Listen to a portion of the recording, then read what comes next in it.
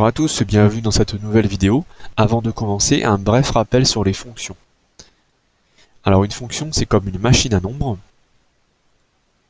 Donc voici la machine à droite. En entrée, elle prend un nombre qu'on appelle antécédent. Et en sortie, elle renvoie un nombre qu'on appelle image. Si on note x le nombre au départ, eh bien l'image de x par la fonction f se note f de x. On va donc introduire la notion de fonction affine avec un problème. Alors avec la carte étudiant à 2 €, le prix d'une place de cinéma est de 4 €. On va récapituler le prix des places en fonction du nombre de places achetées. Le nombre de places achetées est sur la première ligne et le prix en euros est sur la deuxième ligne. Alors si j'achète une place, eh bien ça me coûte 4 € plus 2 € pour la carte étudiant, ce qui fait un total de 6 €. Si j'achète 2 places, eh bien c'est 2 € pour la carte plus 4 x 2, 8, donc 2 plus 8, ça fait 10. Cette place, eh bien même façon de procéder, ça coûte 30 €. Et si j'achète x places, x représentant un nombre quelconque, eh bien c'est 4 fois x plus 2 qu'on écrit 4x plus 2. Faut pas oublier de compter le prix de la carte étudiant. Alors si on note P le prix P est fonction du nombre de places achetées, eh bien on a P de x égale 4x plus 2. P est un exemple de fonction affine. Ce qui nous amène à donner une définition d'une fonction affine. Alors, si x est un nombre au départ, eh bien une fonction affine f, elle multiplie x par a, et au résultat, elle ajoute b. Donc en sortie, nous avons f de x égale ax plus b. A s'appelle le coefficient, et b est un nombre que l'on appelle l'ordonnée à l'origine. Alors un cas particulier, si b est égal à 0, c'est-à-dire que ici, eh bien c'est nul, f de x égale ax. On reconnaît ici l'expression d'une fonction linéaire. Donc une fonction linéaire, c'est un cas particulier de fonction affine.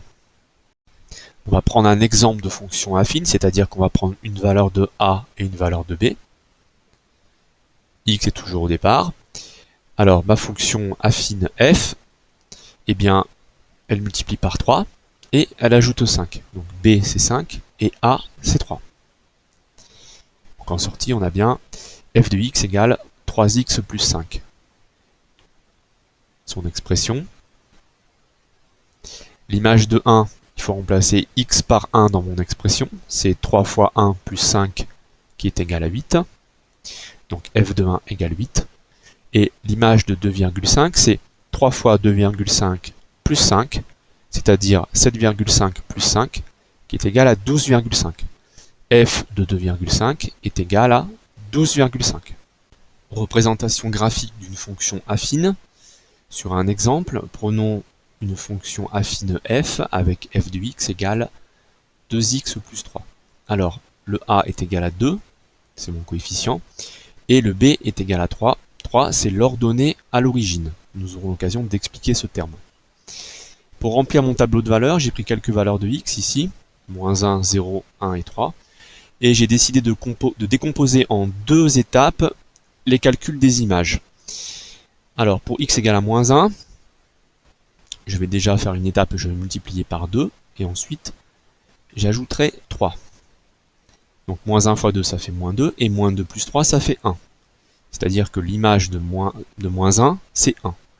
On peut d'ores et déjà placer un premier point d'abscisse moins 1 et d'ordonnée 1. Le voici. De même, pour x égale à 0, 0 fois 2, ça fait 0, et 0 plus 3, ça fait 3.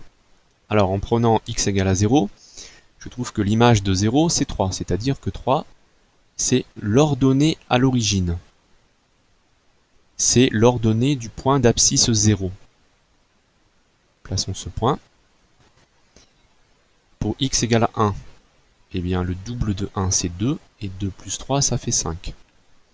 On a un nouveau point d'abscisse 1 et d'ordonnée 5. Pour x égale à 3, 3 fois 2, 6, et 3, 9. Plaçons ce dernier point. Voici. Alors maintenant, on peut relier logiquement les 4 points que l'on a placés.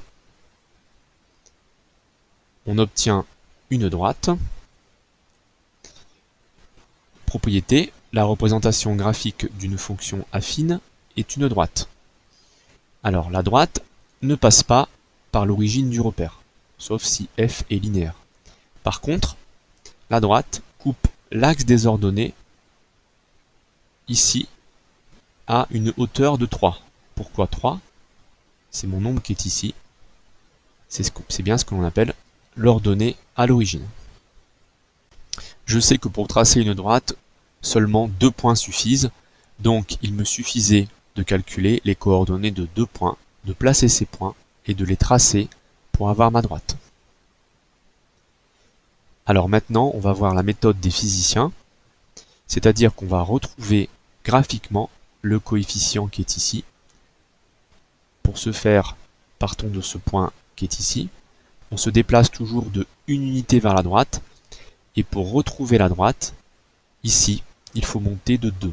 Donc le 2 qui est ici, c'est mon 2 qui est ici, et il porte le nom de coefficient directeur, parce qu'il dirige la droite. On dit aussi que c'est la pente. Alors si mon coefficient était égal à moins 5, eh bien, à partir de là, j'aurais dû faire une descente de 5 carreaux vers le bas pour retrouver ma droite. Pour terminer cette partie, faisons un lien avec les fonctions linéaires. Donc j'ai représenté graphiquement la fonction linéaire de coefficient 2. Voici cette droite, elle passe par l'origine du repère. Et pour retrouver ma fonction affine que je viens de tracer, je dois me décaler de 3 unités vers le haut. Alors pourquoi 3? Eh bien, à cause du 3 qui est ici. Donc, tout est clair. Alors, dernière partie, détermination d'une fonction affine. Alors, déterminer une fonction affine, ça va être trouver la valeur de a et la valeur de b. Comme ça, on pourra écrire l'expression de la fonction. Soit j'ai la fonction affine telle que g de 2 égale 5 et g de moins 3 égale moins 1. C'est-à-dire que l'image de 2 par g, c'est 5, et l'image de moins 3, c'est moins 1. Rangeons ces valeurs dans un tableau. Sur la première ligne, bien les antécédents. Sur la seconde ligne, les images, c'est-à-dire les x et les g de x. Donc l'image de 2, c'est 5, et l'image de moins 3, c'est moins 1. Alors, pour calculer la valeur du coefficient a, on va utiliser le taux d'accroissement. Pour ça, on a une formule. Le taux d'accroissement, c'est la différence des y sur la différence des x. Alors les x sont sur la première ligne et les y sur la deuxième ligne. Donc la différence des y, eh bien c'est moins 1, moins 5, et la différence des x, c'est moins 3, moins 2. Donc on écrit cela. Moins 1, moins 5, en haut ça fait moins 6, et moins 3, moins 2, en bas, au dénominateur, ça fait moins 5. Il vient que a égale 6 cinquièmes, et 6 cinquièmes c'est égal à 1,2. Dans un premier temps, on peut déjà écrire que g de x, c'est égal à 1,2 fois x plus b, puisqu'on vient de trouver la valeur du coefficient a. Il nous reste à trouver b, qui est l'ordonnée à l'origine. Alors on sait dans l'énoncé que g de 2 c'est égal à 5. Eh bien calculons g de 2, c'est-à-dire remplaçons x par 2. C'est égal à 1,2 fois 2 plus b. En remplaçant, on sait que g de 2 c'est 5, 1,2 fois 2 c'est 2,4, et donc on a une équation 5 égale 2,4 plus b. Alors il est très simple de trouver b. B c'est la différence entre 5 et 2,4, c'est-à-dire que c'est 2,6. Voilà, nous avons trouvé la valeur de a et la valeur de b. On peut donc écrire l'expression de la fonction g de x égale 1,2x plus 2,6. A bientôt pour de nouvelles vidéos.